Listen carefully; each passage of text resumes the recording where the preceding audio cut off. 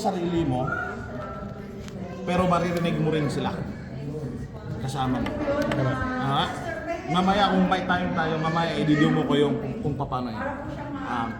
At saka yung mga monitor natin, so bago dyan, paano yung mga monitor? Magmamic tayo doon o magla-line?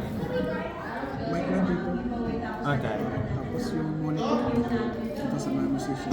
Ibig sabihin yung monitor ng mga amplifier, ila-line up ba natin sila? O ano? Ano ba the best?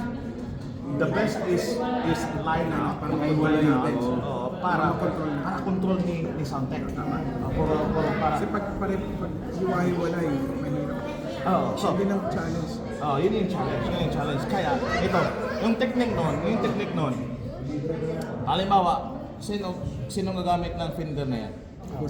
Acoustic. Ikaw, okay. Acoustic siya. Ito nga. Kunin mo yung acoustic mo. Kunin yung gitara? Hindi, okay. So,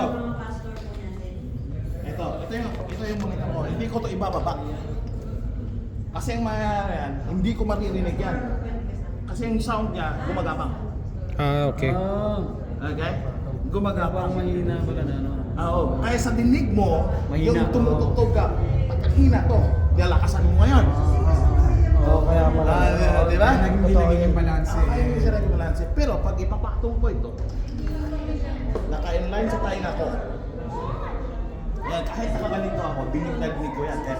Hindi yan ang tamang pwesto niya. Ito yung tamang pwesto niya. Tamang pwesto ng monitor. Nasa likod mo o nasa gilid mo, pero nakaganon siya. Nakaslant siya. Hindi siya nakaganon. Kasi yung sound pupunta doon. Parang Nasa ground lang yung tunog. Oo. Parang Ayun. ganito, yung mga Oo, Kaya yun yung design niya. nakaslant. Naka-slant. Pangalawa, bakit naka-slant? Kasi ayaw mo tong direkta sa mga tao. Direkta siya doon, Taas. sa taas. Wide.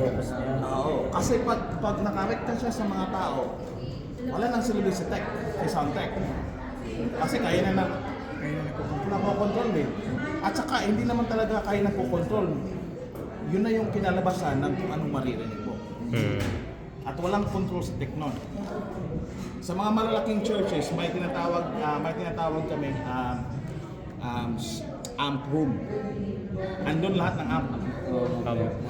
Andun lahat, yung room na yun, andun lahat ng amp. Naka-soundproof siya. Pero dito, mahirap kasi hindi naman atin yung lugar na ito. So ito yung technique na kadalasan. Nakikita mo to sa mga